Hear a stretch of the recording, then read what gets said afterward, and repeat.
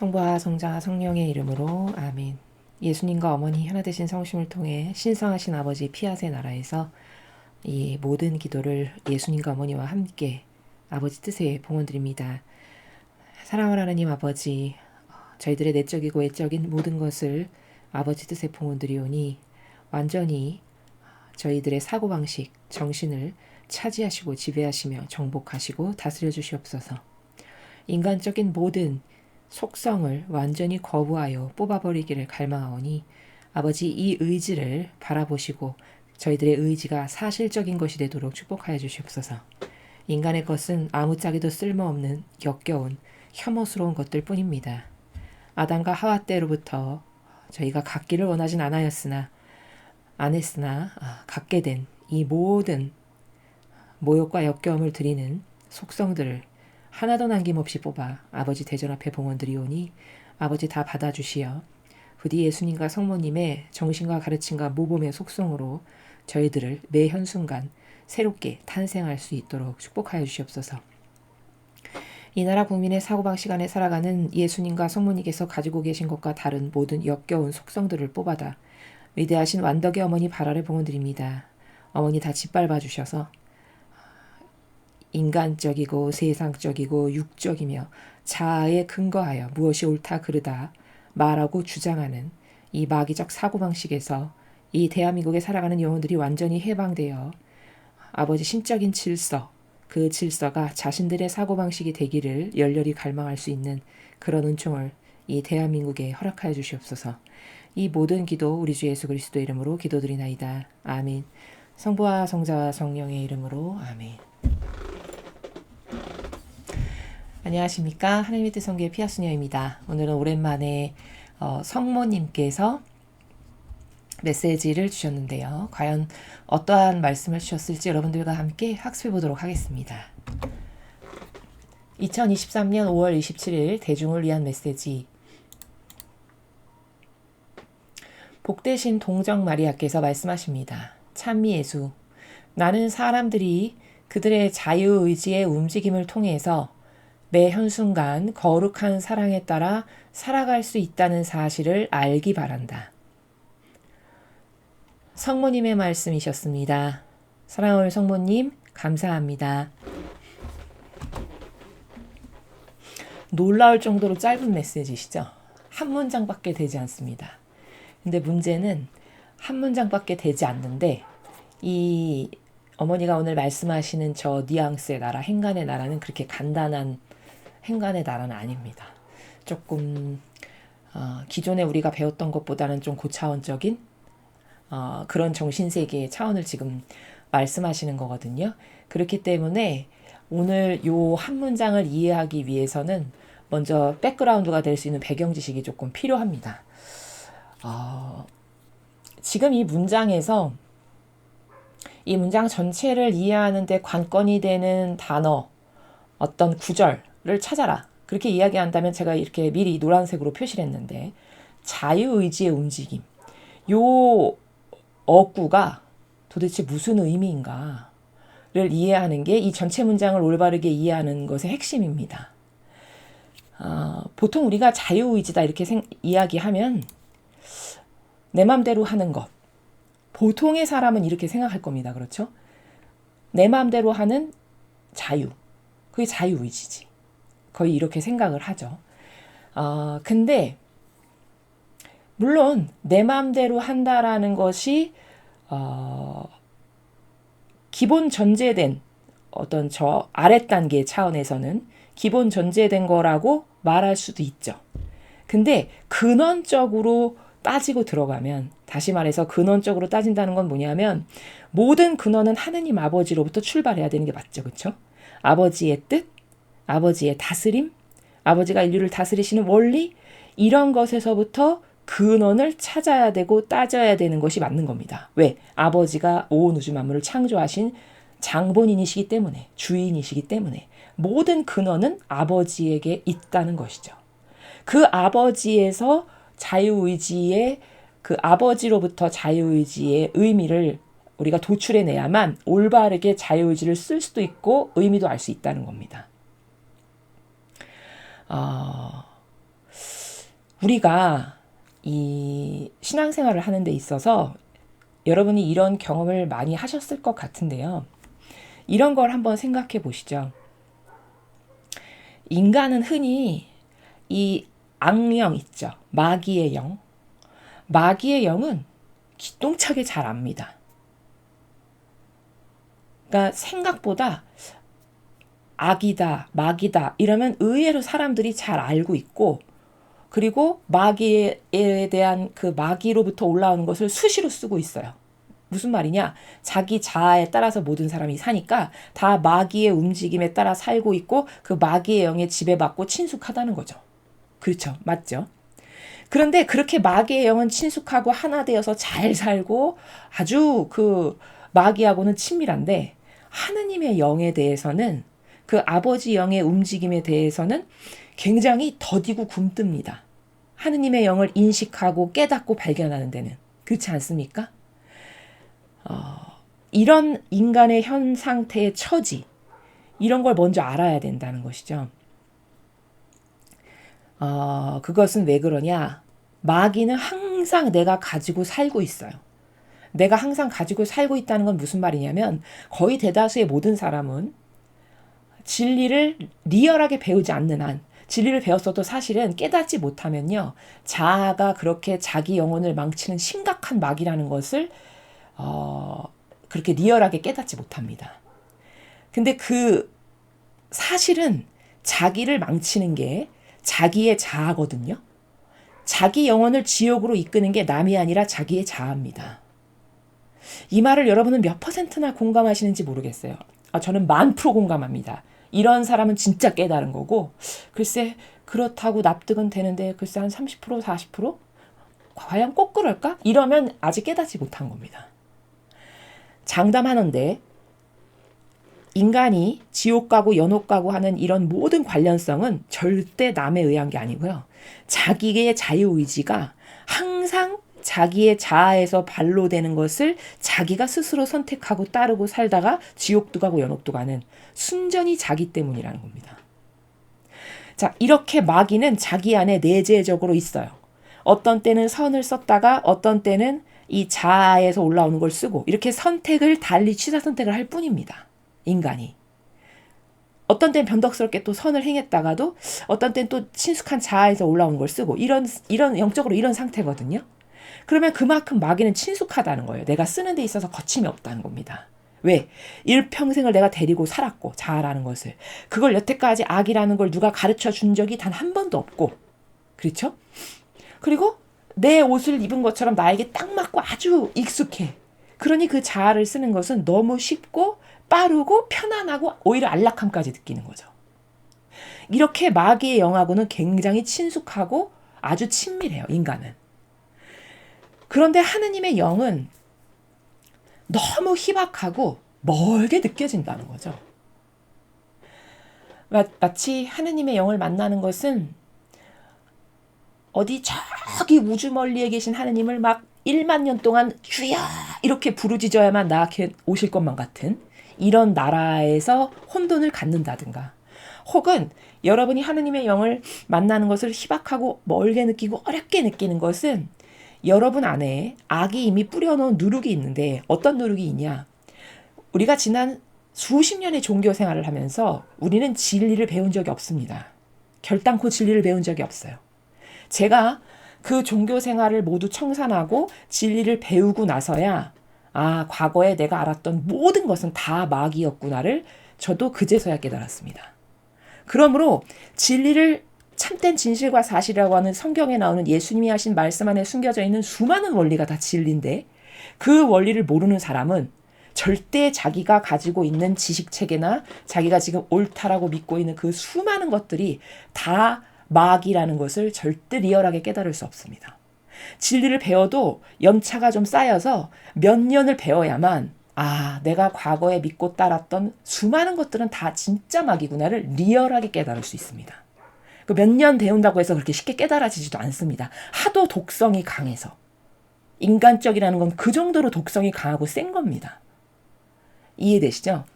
그런 우리가 지금 그런데 노출이 돼서 수십 년을 종교 생활을 해왔는데, 그러면서 우리 안엔 어떤 게 내재화됐냐면요.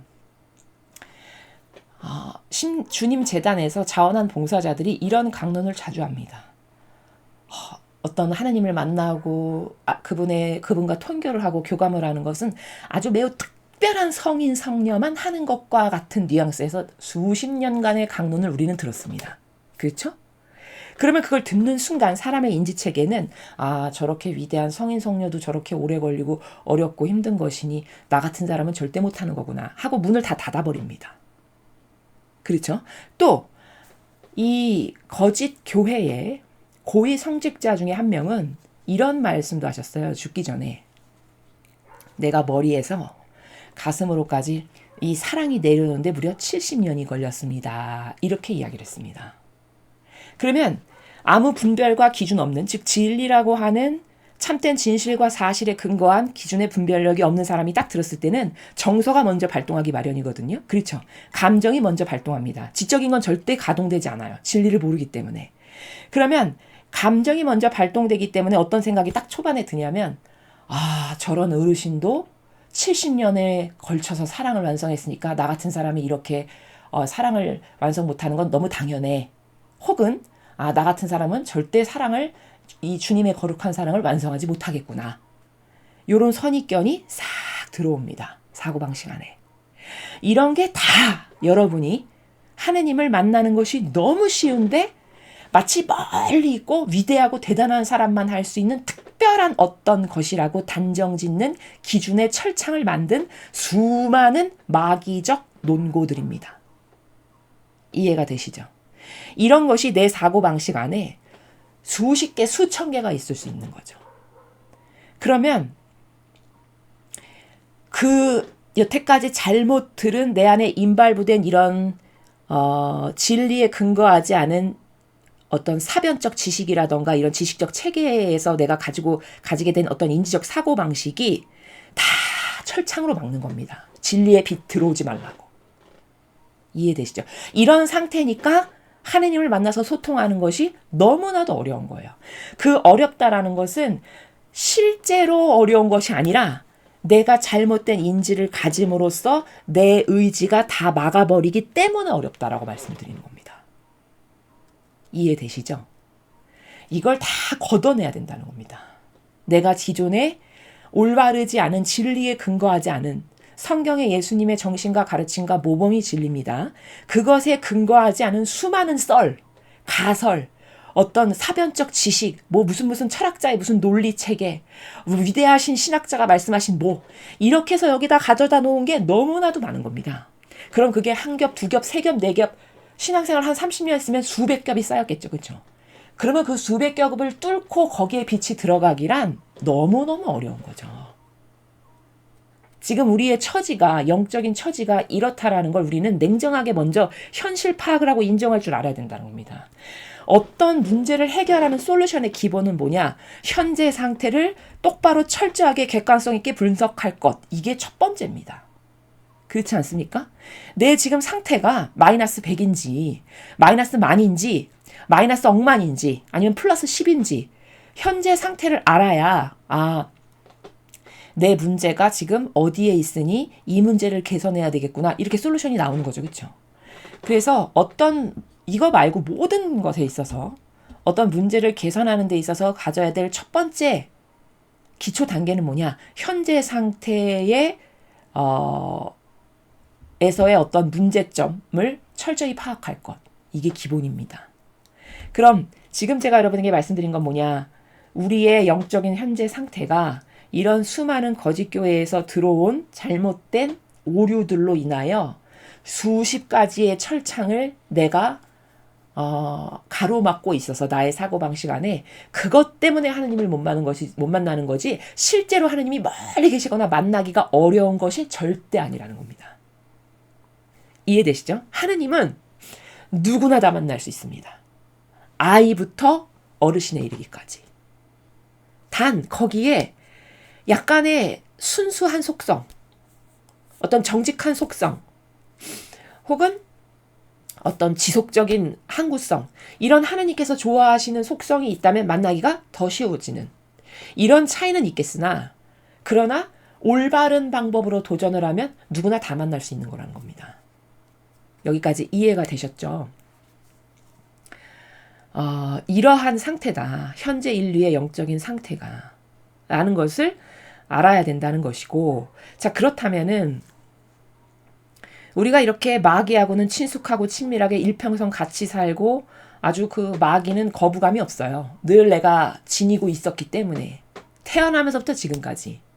그래서 익숙해서 친숙한데 아버지 영은 그 아버지의 영이 내 안에서 움직이시는 걸 느끼는 것은 너무 어렵고 더디고 힘들고 막연한 것은 이런 수많은 오류가 내 안에 덕지덕지 사고방식 안에 있기 때문이다.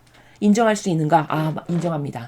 자, 그러면 지금부터 제가 이렇게 몇 가지의 객관화를 통해서 여러분께서 하나님을 만나기 왜 어려운가를 말씀을 드렸는데, 그걸 좀 더 디테일하게 이렇게 한 5가지 정도로 정리를 해봤습니다. 하나님을 만나기 어려운 인간의 한계들이에요. 다양한 한계들. 자, 이것을 보시고 나는 어디에 속하는가를 체크해 보십시오, 스스로. 그럼 문제를 발견하면, 요게 예를 들어 4번이 문제다. 그럼 난 앞으로 4번을 중점적으로 고쳐야 되겠구나. 요렇게 어떤 접근 방법이 생길 수 있게 되는 것이죠. 자, 그러면은 먼저 첫 번째, 우리가 하나님을 만나기 어려운 인간의 다양한 한계 중에 첫 번째라고 제가 이렇게 쓴 건 뭐냐면, 사람은 하나님 하면은 사실 아버지가 본질의 나라에서 계시거든요.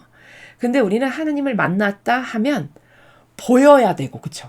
내 눈에 뭔가 아주 가시적으로 보여야 되고, 혹은 어떻게 청각적으로 들려야만 만난다고 생각하는 유물론적 한계 가운데 봉착해 있는 것이 사실입니다.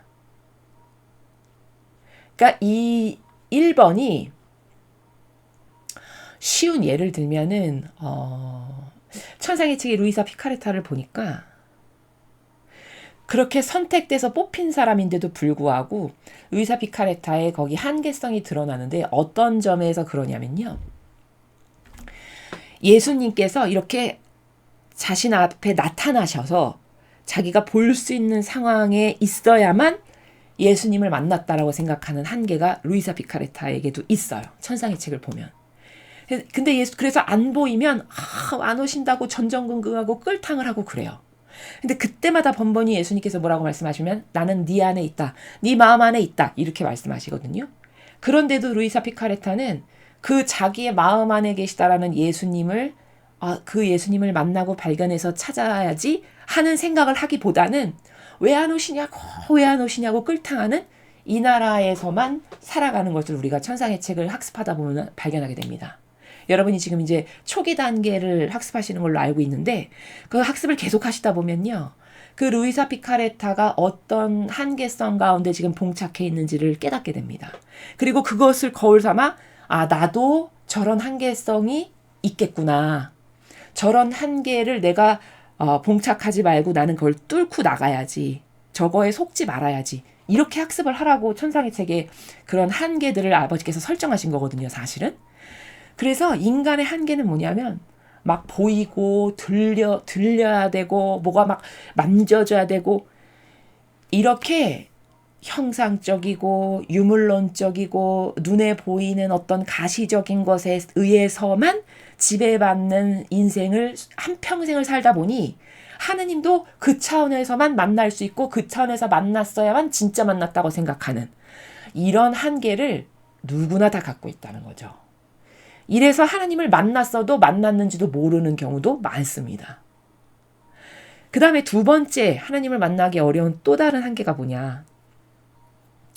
사실 하나님은 자연물이라든가, 그러니까 우리 주변에 있는 수많은 자연물이 있지 않습니까? 그런 자연물이나 혹은 내가 평상시에 부딪힐 수 있는 내 주변에 있는 사람들 있죠. 그들 안에서 말씀하십니다.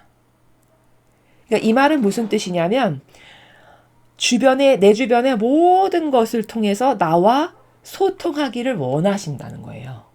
하느님은. 예를 들면 저 같은 경우는 제가 어떤 것에 대해서 고민을 하고 그것에 대한 답을 듣기를 갈망하고 있는데 주변에 자주 만나는 제 주변의 사람을 통해서 제가 갈망하는 것에 대한 답변을 주실 때가 종종 있습니다. 그러면 이 영적으로 하나님은 이 모든 자연문 안에서 내가 만나는 소통하는 사람들 가운데서 말씀하셔라는 개념이 있는 사람은 그 영혼이 말하는 것이 그 사람이 말하는 걸로 들리지 않고 하나님께서 지금 저 영혼을 통해서 나에게 답변을 주시는구나로 들려요. 그리고 이게 맞는 겁니다. 이렇게 소통을 하길 원하세요, 아버지는. 그러면 보십시오. 이렇게 주변의 모든 사람이나 어떤 자연물 가운데서도 소통할 수 있다라고 하는 개념이 열려있는 사람은 하나님이 소통하기가 쉬우시겠죠. 그렇죠? 왜? 어떤 아무 데서나 와서 말씀하셔도 내가 금방금방 그걸 캐치하고 알아들을 테니까. 이러니까 소통의 관계가 더 발전되고 더 지속적이고 이렇게 될 수 있는 거거든요. 업그레이드가 되고. 근데 이런 것에 대해서 다 닫아버려. 자연물? 그렇게 어떻게 소통하는 건데? 주변 사람이 말하면 그 사람이 말하는 거라고 생각되지 그건 하느님께서 저 사람을 도구로 써서 나에게 지금 깨닫게 하신다라는 개념이 없어. 그럼 답변 들었어도 스쳐 지나갑니다. 그렇죠? 이런 문제. 이러니까 하나님을 만나기가 어려운 거예요. 그럼 여러분 제가 지금 2번까지 설명했는데 만나기 어렵다라고 하는 요 테마가 진짜로 만나기 어려워서가 아니라 내 사고방식이 잘못돼서 못 만나고 있음을 여러분 발견하십니까? 바로 그게 키포인트입니다. 제가 여기서 지금 5번까지 다 설명하는 가운데서 여러분에게 핵심이 되는 키포인트로 전달하고자 하는 내용은 뭐냐? 진짜로 만나기가 어렵다라는 말이 아니라 사실은 만나기가 너무너무 쉬운 건데 내 사고방식이 잘못됐기 때문에 만나고 있어도 만나는 건지를 모르는 이런 상태라는 것을 얼른 깨어나야 된다는 겁니다. 여러분 모두가. 그러면 여러분은 이전보다 훨씬 더 소통을 잘 하실 수밖에 없어요. 이 인지가 바뀌게 되면. 그렇죠? 자, 이렇게 하느님은 많은 내 주변에 있는 자연물이나 사람이나 기타 내가 인지할 수 있는 수많은 것들을 통해서 다 나랑 소통하길 원하시고 실은 소통하고 계시다라는 겁니다. 자, 이해되시죠? 그 다음 세 번째. 하느님을 만나기 어려운 인간의 한계 세 번째는 뭐냐? 하느님은 본질 안에 계시다는 것에 대한 인식의 부재 때문에 그렇습니다. 그러니까 이거는 무슨 뜻이냐? 3번은 예를 들어서 여러분의 이해를 돕기 위해 설명을 드리면은 저희가 이 사명상 많은 분들을 만나게 되고 또 저희를 협력하시는 영혼회원들이나 협력자분들께서 요청을 하시면 예배를 가기도 하고 이렇게 합니다. 근데 그 저희 영혼회원분들 중에 실제로 있었던 일을 여러분에게 말씀을 드리는 건데 어떤 한 자매님께서 그 집안 대대로 그 무당의 집안이었어요. 그 댁이. 그런 어떤 신기가 있고 그런 귀신을 다른 사람보다 특별하게 잘 보고 잘 만나는 이런 분이었습니다. 근데 그 가문에 그런 게 있다 보니까 이 자매님도 자신이 전혀 원치 않는데 그 귀신이 자꾸 보이고 그 귀신이 자기를 괴롭히고 이런 것에 시달리는 분이었어요. 저희를 만나기 전에. 우연히 이제 저희를 다른 신자분을 통해서 만나게 되었는데 그 자매님이 그런 고통을 호소하셔가지고 저희가 영적으로 그 자매님의 그 사고방식 안에 잘못 인지되어 있는 걸 몇 가지 이렇게 톡톡톡톡 건드려서 말씀을 드려서 가르쳐드리고 그래서 인식을 깨우고 하나님이 어떤 분이신가 말씀드리고 하나님을 더 갈망으로 신뢰하게 되면 귀신보다 즉 마귀보다 하나님이 훨씬 더 힘이 세기 때문에 당연히 마귀는 물러나갈 수밖에 없다는 걸 그분이 다 이제 납득을 했습니다. 이런 과정을 거쳐가지고 이제 그 댁에 예배를 하러 갔었는데 그 방에서만 잠을 자면 가위를 눌리고 잠을 못 자고 힘이 들다라고 호소를 하는 방이 있었어요. 그래서 거기를 다 축성을 하고 그 댁에 있는 거울에 십자성으로 이렇게 그었습니다. 다시는 여기에서 그 거울에서도 그런 마귀가 보인다고 그래가지고 십자성으로 그으면서 이제 기도를 다 드리고 다시는 여기에 하느님의 영으로 가득해서 마귀는 얼씬도 하지 말라고 이제 이런 것을 다 하고 왔어요. 근데 그 다음번에 그 자매님이 저희를 이제 다시 만났는데 어떤 증언을 하냐면 그 거울에 저희가 성수를 가지고 십자성호를 그어드렸는데 유리를 아무리 닦아도 그 십자가가 안 없어진다는 거예요. 그 유리에 십자성호를 그으면서 기도했었던 그 십자가의 흔적이 뭐 걸레로 닦고 뭐로 닦고 별거로 다 닦아도 안 없어진다고 그렇게 증언을 하셨어요. 이 말씀을 왜 드리냐?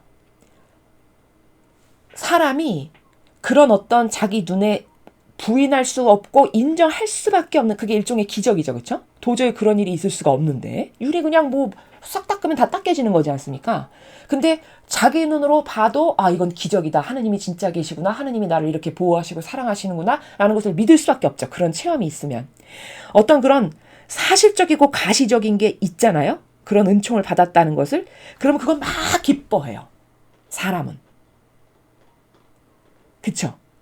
그러나 하느님은 그 어떤 영혼에게는 그렇게 가시적으로 보여줘서 그의 믿음을 더 증진시켜야 할 필요가 있고 그가 그 은총을 믿게끔 할 수밖에 없는 데서는 그런 가시적으로 보여지는 것을 허락하실 수도 있겠으나 많은 경우에서는 그냥 이런 본질 안에 아버지의 영이 항상 나와 함께 계시다라는 거예요.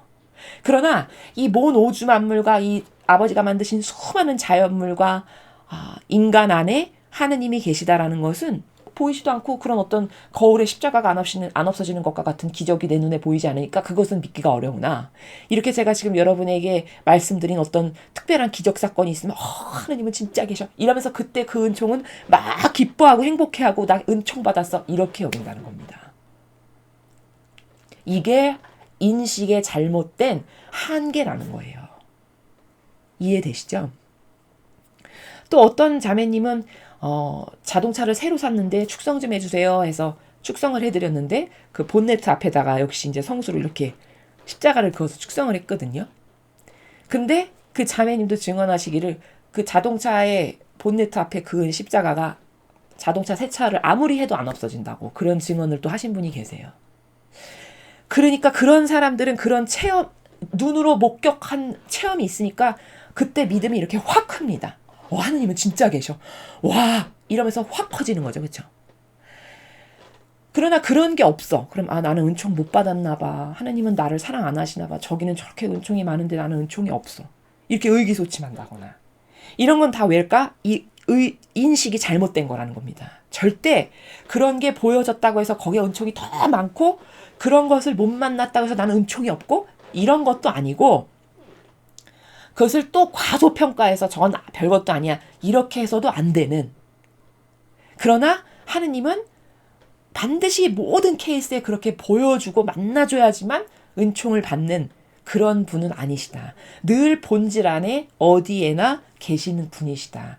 이것을 근본적으로 인식하는 것이 굉장히 중요하다. 이 인식체가 있으면 하느님을 매일 쉽게 손쉽게 얼마든지 만나고 소통할 수가 있는 거다. 이게 인간의 한계다. 이것을 여러분이 아셔야 된다는 겁니다. 그래서 인간은 이렇게 드러나야 기뻐하고 은총받은 것 같이 느끼는 이 자신의 한계를 깨닫고 이것을 부인해야 된다. 이런 한계를 라는 것이고요. 그 다음에 네 번째는 교만으로 자신의 것을 계속 쓰는 한계. 이것 때문에 하나님을 못 만난다는 건데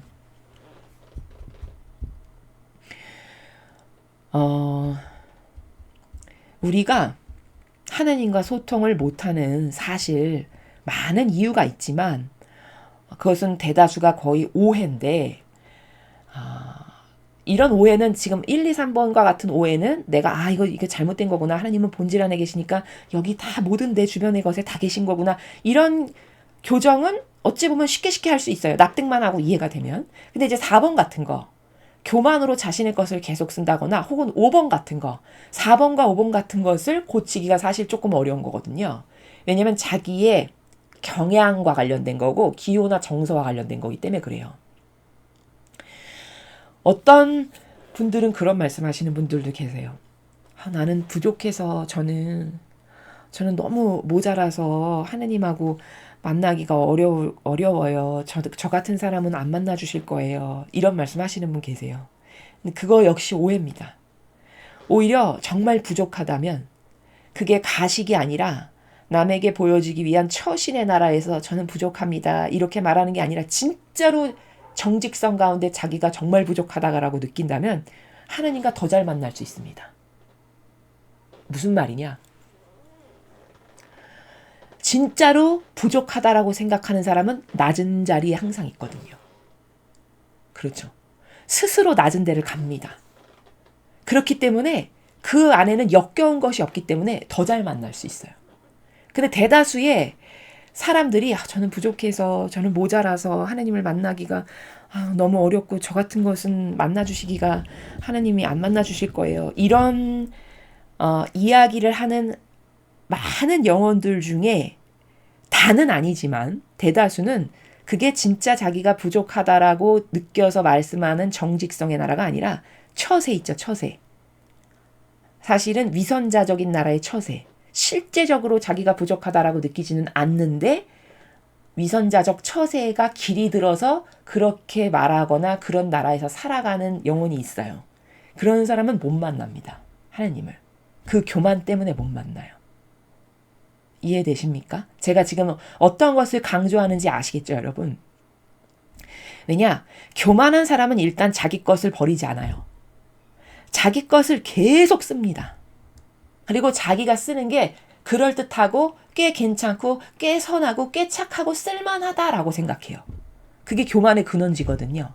그렇기 때문에 그 쓸만하다라고 하는 그 생각 때문에 그래서 그것을 계속 자기 것을 쓰는 것이 교만인데 그 교만 때문에 그 역겨워서 하느님께서 그 영혼 안에 못 들어가십니다. 이 대표주자가 바리사의 부박자들이었습니다. 오늘날의 거짓교회에 많은 차원한 봉사자도 다 여기에 해당합니다. 겉으로는 물론 그렇게 안 보이겠죠. 그 누구보다도 겸손하게 보이겠죠. 그러나 겸손이라는 것은 겉에 있는 것이 아닙니다. 절대. 겸손이라는 것은 마음속 깊은 자신의 양심 너머에 정직성의 나라에 있는 거기 때문에 하느님은 그 양심 너머의 정직성에서 진짜 정직하다. 그러면 그런 영혼을 만나 주십니다. 그러나 거의 대다수의 사람은 처세와 처신으로 겸손한 척을 하는 것이지 진정으로 겸손하지는 않다. 오히려 겸손한 척을 더 많이 하면 많이 할수록 더 역겨운 교만한 사람이구나라는 것을 반증하는 표징입니다. 이해가 되시죠? 그래서 자기 것을 계속 쓴다. 그런 사람은 하나님과 소통할 수 없어요. 하나님이 그 영혼을 소통하기 싫어서가 아니라 사실은 저는 아버지랑 소통하기 싫어요 하고 자기가 밀어내는 꼴입니다. 영적으로는. 그렇죠. 이런 정직성으로 자기를 인식해야 되는 겁니다. 자, 이런 문제. 그 다음에 5번째. 자신이 가진 정서와 기호가 하나님을 만나기 어려운 큰 장애물임을 깨닫지 못하는 한계. 자, 사실 1, 2, 3, 4, 5번 중에 가장 해결하기 어려운 게 5번이에요. 5번. 왜 해결하기 어렵냐? 정서와 기호는 부지불식간에 나오는 거거든요. 그렇죠. 여러분이 어떤 정서와 기호를 갖는데 내가 이 정서를 가져야지 해서 어떤 그 기호나 정서가 나오는 게 아니라 나도 모르게 부지불식간에 나오죠. 그렇죠. 그 정도로 내 안에 내재화 이미 된 거고 이미 익숙해져 있는 거예요. 마치 이 딱 맞는 옷을 입은 것처럼 편안하고 안락한 상태. 그게 정서와 기호의 나라입니다.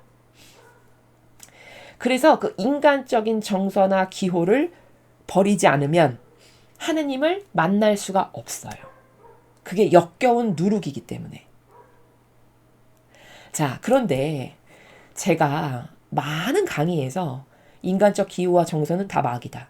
자신이 옳다고 생각하는 선, 자기 기호, 자기 정서, 자기 기준, 자기 뜻, 의지 이 모든 것을 다 버리지 않으면 하나님과 하나 될 수 없고 절대 하나님을 만나기도 어렵다라는 말씀을 무수히 많이 드렸어요. 근데 정서와 기호가 그렇게 나쁜 건가? 이렇게 확 와닿지 않는 분들이 많이 있으실 것 같아요. 왜냐하면 익숙하다 보니까 그리고 어려서부터 갖게 된 거다 보니까 그것이 왜 잘못이고 왜 악의 근원지인지를 여러분이 리얼하게 깨닫는 데 있어서는 좀 부족하지 않을까 싶어서 오늘은 이 정서와 기호가 왜 마귀인지를 천상의 책을 통해서 여러분에게 입증해서 말씀을 드리겠습니다. 평상시에 정서와 기호가 마귀라는데 그렇게 확 와닿지는 않았다 하시는 분들은 지금부터 제가 설명드리는 내용을 잘 들으셔서 오늘 반드시 이 문제를 해결하시기 바랍니다. 정서와 기호가 처절히 내 영혼에게 절대 도움이 안 되는 진짜 마귀의 근원지구라는 것을 오늘 이 강의를 통해서 여러분이 확신하시게 되면 여러분 안에 큰 마귀가 하나 나가는 겁니다. 이 5개 중에 가장 물리치기 어려운 게 정서와 기호입니다. 자기 선, 자기 기준. 마찬가지예요, 다. 자, 그러면 지금부터 왜 정서와 기호가 마귀인가? 인간적인 정서와 기호가. 그것을 예수님께서 가르쳐 주셨어요. 어디? 천상의 책 15권 33장에 나오는 내용입니다. 지금부터 제가 여러분에게 보여드릴 내용은 전체가 길어서 중요한 부분만 몇 개 제가 발췌를 했습니다. 자, 잘 보십시오. 천상의 책 15권 33장의 4번입니다. 나로 가득 차 있는 영혼이라면, 여기 나는 예수님이시죠? 또한 내가 좋아하는 것으로 가득 차 있기도 하니 말이다. 나의 기호가 곧 그의 기호인즉 다른 것들은 위치할 자리가 없는 것이다. 그러니 아무리 아름다운 것도 그 영혼의 관심을 끌지 못한다. 오히려 그에게는 그런 것들이 죽은 것처럼 보이는 것이다. 자, 33장의 4번의 내용이에요. 여기 기호라는 단어가 나옵니다. 제가 무수히 많은 강의에서 기호정서 경향이 마귀입니다. 기호정서 경향이 마귀입니다. 수도 없이 많이 말했던 것 같은데 여기 기호라고 분명히 말씀하고 계시죠. 그렇죠? 4번의 내용은 어떤 사람이 하느님을 진짜 사랑한다. 그러면 하느님을 정말로 사랑한다라는 것을 확증적으로 검증할 수 있는 게 뭐냐면 하느님의 것으로만 그 영혼도 가지기를 원하고 속성도 하느님의 것만 차 있기를 원해요. 여기 지금 그렇게 말씀하시잖아요. 그렇죠? 당연한 거죠. 그렇죠? 내가 저 사람을 사랑해. 그러면 사랑하니까 저 사람하고 하나 됐어. 그러면 저 사람 것만 내가 갖길 원하지. 왜냐하면 사랑은 하나 되는 거기 때문에 내 것을 갖고 있길 원치 않아요. 진정으로 사랑한다면. 그래서 여기 지금 하느님으로 가득 차 있다라는 건 하느님하고 하나 됐다는 말이고 하느님을 사랑한다는 뜻이에요.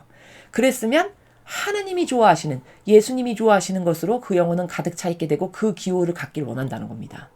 그래서 여기 나의 기호가 곧 그의 기호인즉 이렇게 말씀하시죠. 다른 것들은 위치할 자리가 없다. 인간적인 다른 것은 예수님의 것으로 내 안에 가득 찼기 때문에 들어올 수가 없다는 겁니다. 그러니 아무리 아름다운 걸 봐도 도저히 관심을 끌지 않는다는 거예요. 예수님의 것이 아닌 것은. 예수님의 것이 아닌 모든 게 다 인간적이고 세상적이고 육적이고 자아적인 거죠. 그렇죠? 그런 건 전혀 관심이 없다는 겁니다. 오히려 죽은 것처럼 보인다. 그런 많은 것들이. 자, 이런 하나님을 사랑해서 하나님과 하나 됐고 예수님과 성모님하고 하나 된 사람은 이런 기호를 갖는다는 거예요. 예수님의 기호, 성모님의 기호. 너무 당연한 이치죠. 그렇죠? 이와 반대로 완전히 내 것이 아닌 영혼은, 자, 완전히 하나 되질 못했어. 사랑이 순도가 떨어져. 질이, 임계 질량이. 그러면 속이 비어 있기에 완전히 하나 됐다면 내 것을 다 배제시키고 아버지께 제 겁니다. 예수님께 제 겁니다. 그러니까 예수님과 성모님의 것으로 다 차 있겠죠. 근데 그 하나 되는 게 결속력이 떨어져가지고 어떤 때는 변덕스럽게 하나 됐다가 어떤 때는 내 것을 썼다가 이런 정도야. 그러면 여기 예수님의 것으로 꽉 차 있지 못하고 내 것도 있고 가끔씩 예수님의 것도 갖다가 쓰는 이런 혼재된 상태죠. 그렇죠? 지금 그런 걸 말씀하시는 거예요. 그러면 속이 비어있기에 주위에 있는 사물이 그가 좋아하는 것들이라면 그 수만큼 많은 흥미를 느낀다. 그렇겠죠? 반면에 좋아하지 않는 것들이라면 혐오감을 느낀다. 그러니 좋아하고 싫어하는 감정이 끊임없이 갈마드는 상태에 있게 된다. 자, 이게 무슨 뜻입니까? 예수님의 기호로만 가득 차 있으면 다른 인간적인 것이 들어올 틈이 없겠으나 그것의 순도와 질이 떨어지면 여기 빈 공간이 있겠죠. 그 빈 공간이 인간적인 거예요. 예수님의 것은 어쩌다가 가져다가 쓰고 하는 이런. 그럼 그 빈 공간에 내가 이렇게 세상을 돌아다니면서 주변 것을 봐. 그러면 내 기호에 어떤 합당하는 게 있으면 좋아하고 끊임없이 흥미를 느끼면서 이렇게 하겠지만 또 어떤 때는 지나가다 보면 내가 인간적으로 별로 안 좋아하는 거야. 그러면 저건 좀 별로야. 혐오감을 느끼는. 그래서 좋고 싫고가 이 주변에 끊임없이 내 영혼에게 스며드는 상태, 영적으로 이런 상태에 놓이게 된다는 거죠. 지금 이 말씀은. 그렇죠? 그런데다 나에게서 오지 않은 기호는, 자, 여기 기호 또 말씀하시죠. 지속성이 없으므로, 핵심은 지속성이 없으므로예요. 왜? 예수님은, 즉 아버지는 지속적이고 영속적이고 영원성이고 무한성이고 다 이런 거죠. 아버지가 가지고 계신 모든 것은. 예수님이 가지고 계신 모든 것은. 그쵸? 그런데 인간적인 것은 지속력이 당연히 없습니다. 그렇기 때문에 좋아하는 것이 싫어하는 것으로 바뀌는 때가 비일비재하다. 그렇죠? 변덕이 죽을 듯 하는 것은 그 때문이니. 여기 우리가 평상시에 많이 공감하는 단어, 변덕이 죽을 듯 하는 것. 여기 등장하죠? 예수님이 말씀하신 거예요. 왜 변덕이 죽을 듯 하냐? 인간적이라는 것의 기호는 지속성이 없으니까. 어제는 저게 너무 좋았는데 한 3일 지나면 또 시큰둥해져. 그리고 새로운 걸 또 막 찾아. 그러다가 어떤 게 기호에 똑 맞았으면 저게 너무 좋아. 그게 또 지속적으로 가냐? 한 일주일 지나면 또 시큰둥해져. 이렇잖아요. 그렇죠? 그게 지속성이 없는 겁니다. 그러니까 변덕이 죽을 듯 하는 거예요. 그 인간적인 수많은 기호 정서가. 그래서 어떤 날은 지나치게 슬퍼하거나 지나치게 쾌활한가 하면 때로는 마구 성질을 부리고 때로는 그지없이 사근사근하게 굴기도 하는 것이다. 이게 변덕이 죽 끓는 인간적인 기호정서 경향에 지배받는 영혼의 상태가 이렇다는 겁니다. 비참하죠. 비참한 겁니다. 이게 변덕과 나약의 실체예요. 어떨 때 막 좋았다가 어느 날은 슬펐다가 어떤 날은 우울했다가 어떨 때는 승질을 부렸다가 어떨 때는 필요한 게 있으니까 막 상냥했다가. 이거를 세상적 용어로 표현하면 좀 심하게 표현하면 정신병자와도 같다 이렇게 표현하는 겁니다. 이런 게 인간적이라는 거예요. 인간적인 건 다 지속성이 없어요. 그것이 무엇이건. 여러분 생각해 보세요. 핸드폰을 어제 처음 샀어. 그럼 막 한 일주일은 엄청 좋아. 막 기스 하나라도 날까봐 막 닦고 막 호호 불고 막 케이스 사고 이럽니다. 그쵸? 그럼 그 좋은 게 핸드폰 산 지 1년 지났어. 그러면 1년 지난 후에도 첫날 샀던 첫 마음과 같은가요? 그런 분 계신 분. 그런 나는 1년 전의 마음과 완전히 똑같다. 그런 사람 아무 데도 없습니다. 다 정도의 차이만 있을 뿐이죠. 그렇죠? 이게 뭐냐? 이게 지속적이지 않다는 반증이에요. 인간적인 것은 그래서 희망이 없는 겁니다. 그런 기호로 인간은 도배가 돼 있어요. 그 지속성 없는 기호로. 그러니 무슨 비전이 있겠습니까? 인간적인 것에. 확확 와닿으시나요? 이게 리얼하게 와닿아야만 넌덜머리를 낼 수 있어요. 넌덜머리 내는 사람만 버릴 수 있습니다. 그냥 그런 것도 같은데 그렇게까지 나쁜 건 잘 모르겠고 이러면 아직 버리려면 좀 더 고생해야 돼요. 이해되십니까? 어떤 것에 학을 띄었을 때 처절히 버릴 수 있는 거지 50%는 좋고 50%는 싫은데 이러면 아직 고생을 덜 했구나. 더 인간적인 것 쓴맛을 보고 인간적인 좌절과 절망을 겪어봐야 그게 얼마나 비참한 것인지를 자기가 깨달아야 그때 가서 버릴 수 있습니다. 그러니까 그렇게 비참한 길을 가지 말고 이런 학습을 통해서 예수님이 알려주실 때 지성을 가동시켜서 인간적인 게 저런 거구나 실체를 깨달아서 빨리빨리 버리는 사람 이런 사람이 똑똑한 사람입니다. 이해되시죠? 자, 이렇다는 거예요. 그 다음에 그토록 변덕이 심한 성정이 되는 것은 그 영혼 안에 내가 없고 그렇죠. 아버지나 예수님이나 성모님이 없어. 맨날 혼자 살아. 자아와 함께. 나의 것과 유사한 것이 없기 때문이다. 나는 언제나 같고 절대로 변하는 법이 없으니 말이다. 또 강조하시죠. 무변성, 항구성, 지속성, 영원성. 이게 아버지의 기호, 정서, 경향의 근간이 되는 속성이에요. 그렇죠? 인간은 다 변덕, 나약, 격정, 다 이런 거밖에 없죠. 그렇죠? 인간적인 건. 완전히 하느님 거하고 정반대죠. 이런 것 가운데 내가 가지고 있는 익숙한 것이 기호정서 경향입니다. 그러니 여기 비전이 없다는 건 너무 지극히 당연한 거죠. 그렇죠? 그래서 지금 그걸 말씀하시는 거예요. 그 영혼 안에 내가 없고 하나님이 안 계시니 하나님의 기호정서를 갖는 건 당연히 불가능하죠. 그러니 하나님의 것과 유사한 것이 없으니까 끊임없이 변덕이 심한 마음 상태로 너는 살아갈 수밖에 없는 거다. 이게 비참한 거다라는 겁니다. 자, 그래서 이것의 예시를 들어서 12번에 예수님이 이렇게 말씀을 하세요. 아담은 왜 죄를 지었겠느냐? 하느님의 매력에서 그의 눈길을 돌렸기 때문이다. 자, 죄 짓기 이전에 아담은 하느님의 정서, 기호, 경향을 자기 것으로 가지고 있었어요. 근데 하와가 금단의 열매를 내밀며 먹으라고 하자 그는 그것을 자, 이거 이렇게 내밀어서 주니까 볼 수밖에 없잖아요. 보는 순간 그의 시각은 그것을 보면서 기쁨을 느꼈대요. 왜? 먹음직스럽게 탐스럽게 생겼거든. 예쁘게. 그러니까 그걸 보면서 벌써 시각적으로 기쁨이라는 감정이 확 들어온 거죠. 또 그의 청각이 이 열매를 먹으면 하나님처럼 된다는 하와의 말을 들으면서 즐거움을 느꼈고, 자, 눈으로는 시각적으로 기쁨이라는 인간적 기호가 싹 들어왔고, 귀로는 뭐가 들어온 거예요? 이걸 주면서 남편한테 뭐라 그런 거죠? 이거 먹으면 우리도 하나님처럼 된대요. 그걸 들으면서 귀에서는 즐거움을 느낀 거예요. 하나님처럼 된다고? 요렇게 마귀적 기호가 싹 들어온 겁니다. 또 미각. 그래서 입을 대서 탁 깨물었어. 그랬더니 미각이 먹으면서 쾌감을 느꼈다. 아마 맛있었던 모양이죠. 그래서 미각적으로도 맛있어서 쾌감이 싹 들어왔어. 이게 인간적 기호가 접목된 순간이에요. 아담에게. 접목. 이 접목으로 아담은 죄인이 된 겁니다. 여러분 무서운 게 뭔지 아십니까? 자, 지금 아담이 단 한 번 선악과를 보고 먹었는데, 한 번 행위를 했는데 2번 기회도 안 주시고 바로 죄인으로 끌어내리셨어요. 인간적 기호, 정서, 경향 때문에 단 한 번의 죄인이 된 겁니다. 2번 다시 기회를 안 주시고. 그러면 여러분 생각해 보세요. 그거 사람으로 봤을 때 선악과 따먹은 게 그렇게 큰 죄인가? 우리는 이렇게 생각하기 십상이잖아요. 근데 마귀적 기호 정서가 그 선악과라고 하는 것을 통해서 시각적으로, 미각적으로, 청각적으로 들어와서 나를 다 차지한 거죠. 그렇죠?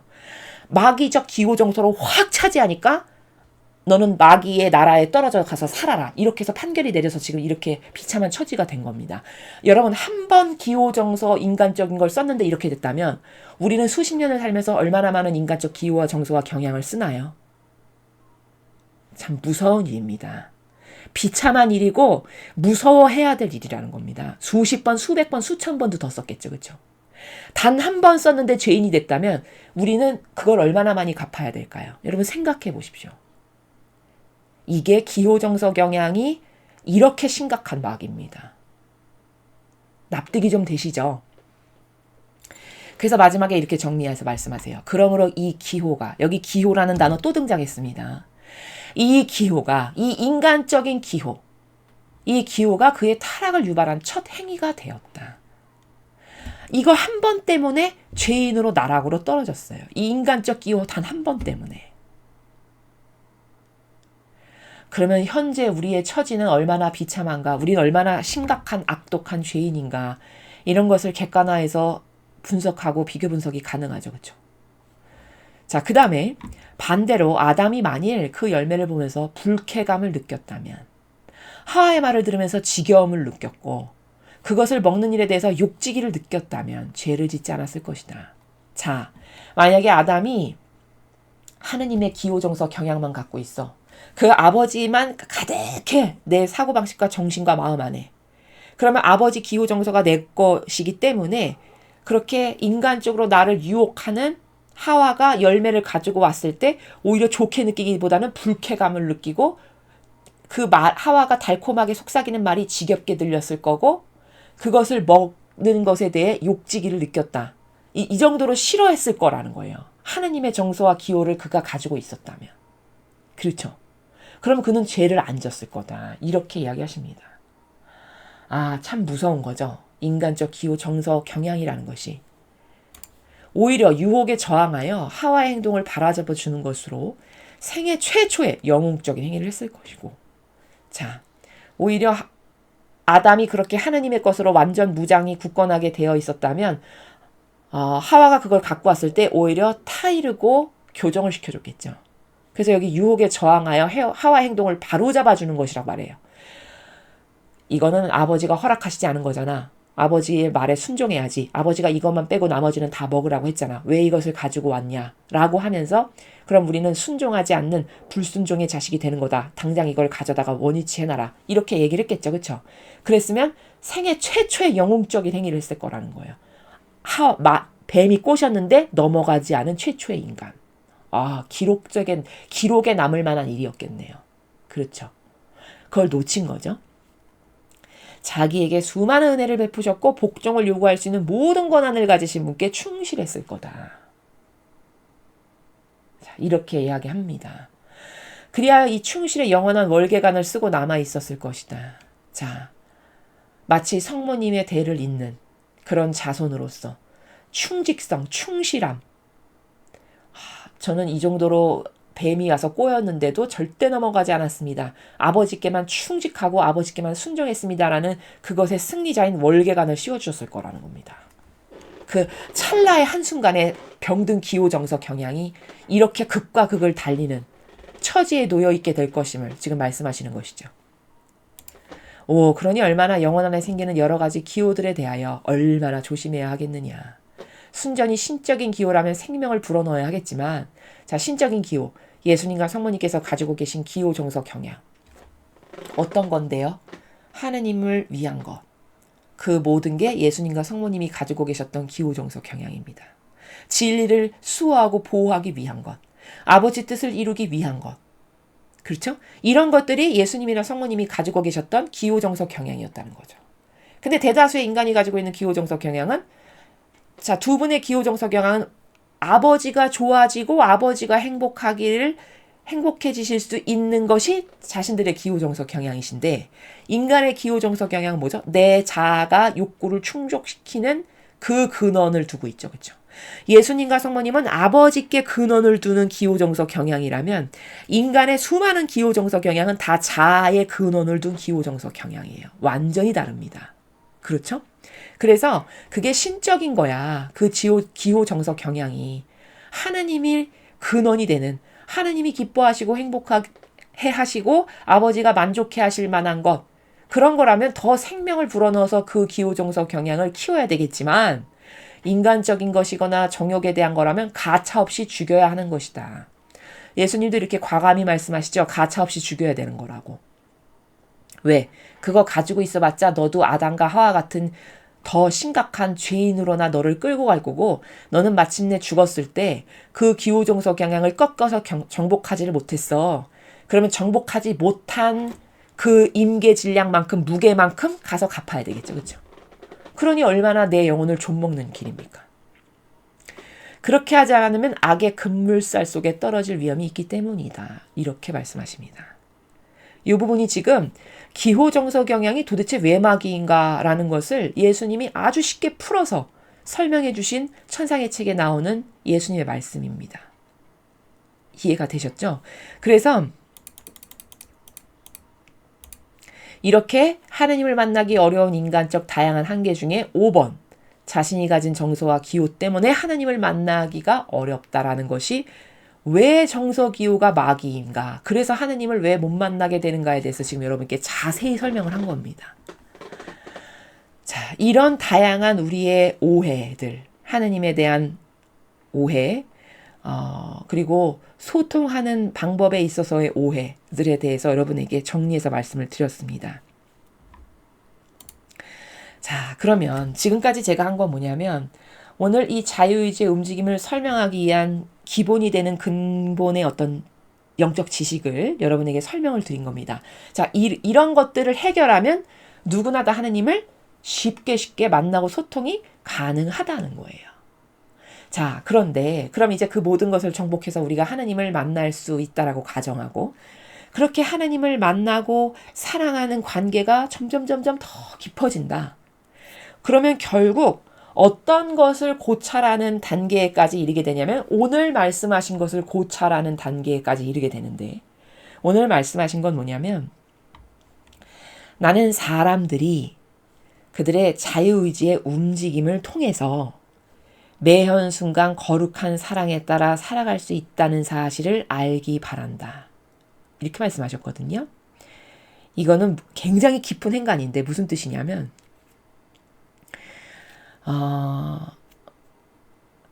하느님 아버지께서 우리 안에서 자유롭게 뭘 하셨던 적이 있으셨는가를 여러분 한번 양심 성찰을 해보세요. 하느님께서 내 안에서, 나라는 영혼 안에서 그분의 뜻을 이루기 위해서 많은 자유롭게 아버지가 활동을 내 안에서 하실 수 있었던가? 지난 나의 수십 년의 인생에서 생각해 보십시오. 양심껏 성찰하면 없었다가 답이어야만 해요. 진리를 모르는 모든 사람은 다 자아의 근거에서 살아왔기 때문에 한 번도 하나님께서 내 안에서 자유롭게 무엇을 하실 수 있도록 나 자신을 전체로 전부로 내어드렸던 적이 없어요. 내어드려도 부분적 기분 좋을 때, 뭐 바랄 때, 뭐 얻어야 될 거 있을 때, 이럴 때였지. 그렇죠. 그러면 아버지는 지금까지 단 한 번도 내 안에서 자유로워 보신 적이 없었던 겁니다. 이게 성찰해야 되는 오늘 문장의 키포인트예요. 곰곰이 생각해 보십시오. 하나님은 내 안에서 자유롭게 뭘 하실 수 있었을까? 지난 수십 년의 나의 종교 생활 동안 없었다가 양심 있는 사람이면 그 답이 나와야 정답입니다. 다 내 자아에 근거한 폭군으로 하느님께 대한 폭군으로 살았기 때문에 한 번도 내 안에서 아버지는 자유롭게 뭘 해보신 적이 없어요. 그런데 내가 하느님을 진정으로 사랑해서 정말 아버지랑 하나 되고 싶다면 그래서 나를 그냥 내적이고 외적인 모든 거 하나도 가리지 않고 전부로 내어드립니다. 진짜 그걸 원하는 사람이면 아버지 저를 포함한 온 인류가 한 번도 저희 영혼 안에서 아버지께서 자유롭게 움직여 보신 적이 없었는데 그러면서도 인간은 얼마나 염치가 없고 양심이 없냐면 그러면서도 자기의 자유는 끊임없이 외치죠. 그렇죠? 자기는 자기 멋대로 하면서 자유롭게 살잖아요. 그리고 자기의 자유를 누가 요만큼만 침범하면 길길이 날뛰죠. 그렇죠? 10길 20길 날뜁니다. 요즘 세상은 더해요. 막 인권 뭐 이런 거 주장하면서. 그렇죠? 자기는 하느님에 대한 권리는 하나도 주장해본 한 번도 보호해드린 적 없었으면서. 그렇죠? 그럼 이건 안 맞는 거죠. 뭐를 받으려면 성경이 이렇게 되어 있잖아요. 네가 받기를 원하는 것을 남에게 먼저 줘라. 이게 대원리입니다. 예수님 말씀에 네가 사랑을 받고 싶어. 그럼 너가 먼저 남에게 사랑을 줘. 네가 존중을 받고 싶어. 그럼 먼저 네가 남을 존중해야지. 네가 권리를 내 권리야. 뭘 주장하고 싶어. 그럼 너는 남의 권리를 먼저 존중해야지. 이런 거거든요. 이게 대원리예요. 그럼 나도 자유롭게 살기를 원하면 내가 아버지를 먼저 자유롭게 해드렸어야죠. 내 안에서. 그런데 한 번도 그렇게 해드려 본 적이 없어. 이제 아버지 알겠습니다. 제 안에서 먼저 제가 저의 자유를 아주 전부로 다 내어드리니 제 안에서 마음껏 하세요. 아버지. 뭐든지 다 아버지 원하시는 거. 우리는 이걸 원한다는 겁니다. 피앗의 자녀는 이런 걸 원해요. 이게 어디가 모자라서 지적인 능력이 떨어져서 마치 새고랑 차고 자기 발로 자기가 걸어가는 듯한 이런 삶을 원하는 거냐 뭐에 속아서 절대 그런 게 아닙니다. 여러분 내가 아버지께서 제 안에서 완전히 자유로우십시오. 제 자유를 아버지께 다 내어드립니다. 이런 사람이 가장 자유인으로 살 수 있는 사람입니다. 이게 어떤 원리인지 여러분 이해가 가십니까? 이 지상에 살아가는 진리에 근거하지 않은 사고방식을 하는 모든 사람은 다 족쇄 가운데 살아가요. 본인은 자유인이라고 하겠죠. 그러나 그것은 육의 차원에서나 자유인이라고 본인이 생각하는 것이지 육과 영혼의 동시적 관점으로 봤을 땐 절대 자유인이 아니에요. 다 어디에 족쇄처럼 매여 있어요. 어떤 사람은 돈의 노예, 어떤 사람은 명예의 노예, 어떤 사람은 기호의 노예, 정서의 노예, 수만 가지 카테고리가 있는데 인간이 추구하는 것들 그것에 노예로 매여서 살아요. 이게 자유인이 아니죠. 그렇죠? 근데 본인이 나는 자유해. 내가 왜 최창살에 갇혀있지도 않은데 왜 내가 자유인이지? 이렇게 생각하는 겁니다. 진정한 자유는 뭐냐? 어떤 것에도 제약을 받지 않고 어떤 것에서도 구속을 받지 않는 게 이게 자유인이에요. 그렇죠? 우리가 가는 길은 그런 길을 가는 겁니다. 저는 그런 완벽한 자유인이 되겠습니다. 그런데 그러기 위해서는 당연히 먼저 아버지의 권리를 아버지의 자유를 인정해 드려야 돼요. 그러니 아버지 제가 저의 자유를 완전히 내어드리니 제 안에서 완전히 자유로워지세요. 제 안에서 이루고 싶으신 거, 제 안에 계획하신 거, 저를 통해서 아버지가 하시고 싶은 거 수많은 거 다 하세요. 저는 그거를 다 하시라고 완전히 통째로 다 내어드립니다. 이게 거룩한 서원입니다. 오늘 말씀하시는 행간의 나라는 그렇게 심도 깊은 나라예요. 그런 자유의지를 완전히 아버지께 내어드린 사람. 그런 사람. 근데 그것도 내어드리는 것도 1부터 100, 1000, 만까지 천층 만층 굉장히 차원이 다양하게 많겠죠. 그렇죠? 하느님과 함께 살아가는 것은 1단계부터 2단계, 3단계, 100단계, 1000단계, 만단계까지 다 다르니까요. 그건 본인이 선택할 일이죠. 그렇죠? 하느님은 절대 강요를 안 하시니까. 자, 그런데 그렇게 자유를 내가 얼마큼 내어드리느냐, 내 안에서 자유로워지시를 하고 그렇게 하느냐에 따라서 거룩한 사랑에 따라 살아갈 수 있다는 사실을 알기 바란다. 이게 무슨 말이냐면 내가 그렇게 자유를 아버지께 완전히 내어드려서 봉헌드렸어. 근데 그 자유를 얼마큼 봉헌드렸냐에 따라서 아버지와 나와의 사랑 관계, 그걸 여기서 거룩한 사랑이라고 표현한 거거든요. 그 사랑의 관계가 예를 들면 100이 될 수도 있고 저 사람하고의 사랑 관계는 1000이 될 수도 있고 이 사람하고는 억만이 될 수도 있고 뭐 이렇게 다 다양한 사랑의 관계를 구현할 수 있다라는 사실을 네가 알기 바란다. 이런 말씀이세요. 그러면 일로 자유를 내어드렸어. 그럼 아버지도 나를 일로 점령하시고 아버지와 나와의 하나 되는 관계성에 끄는 일만큼의 강도로 연결되어 있는 거예요. 근데 예를 들어서 예수님처럼 완전히 다 내어드렸다. 성모님처럼. 그러면 아버지와 나와의 거룩한 사랑의 관계는 너와 내가 구분이 되지 않는 상태. 마치 물에다가 검은색 잉크를 딱 떨어뜨렸어. 그럼 휘휘휘 지으면 다 완전히 혼합돼서 섞여가지고 물하고 잉크 분리 못하죠. 그런 관계, 그런 관계로 거룩한 사랑의 결속력이 완전히 용해된 이런 차원에 이르기까지 그렇게 다양한 차원의 거룩한 사랑을 구현하면서 살아갈 수 있다는 사실을 네가 알기 바란다. 이런 행간의 나라입니다. 근데 너가 자유의지를 어떻게 쓰느냐에 따라서 그 아버지와 하나 되는 거룩한 사랑을 구현하는 것은 천차만별로 다 달라질 거야. 이런 말씀을 성모님께서 지금 주신 겁니다. 그러니까 심도 깊은 나라죠. 그렇죠? 요런 차원의 나라입니다. 지금 요거 한 문장밖에 되지 않지만.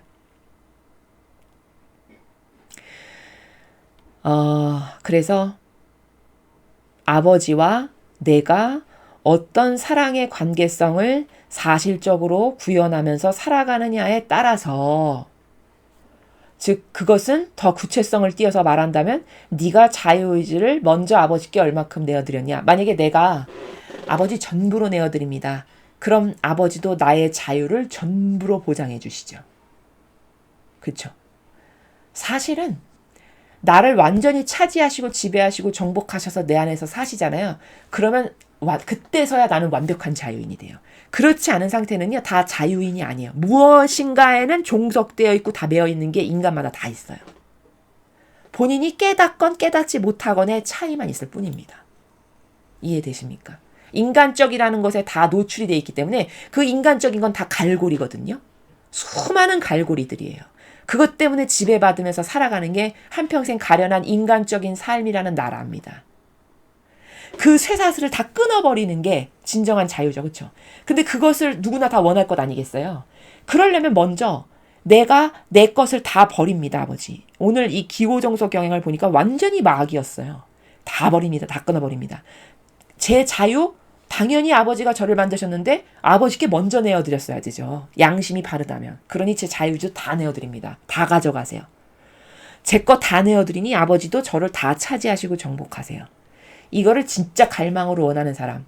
그래서 아버지께서 그 갈망마저도 순도를 따지시겠죠. 그렇죠? 제가 저게 자유의지에 근거해서 순도나 질이 얼만큼 되나, 인계질량이 얼만큼 되나, 저게 지속적인가 아니면 일시적인 변덕스러운 그냥 어떤 한철 지나가는 뭐에 지나지 않는 이런 건가, 이런 걸 다 따지셔가지고 그것에 걸맞는 것만큼 아버지는 자유도 허락하시고 나를 지배도 하시고 이렇게 된다라는 겁니다.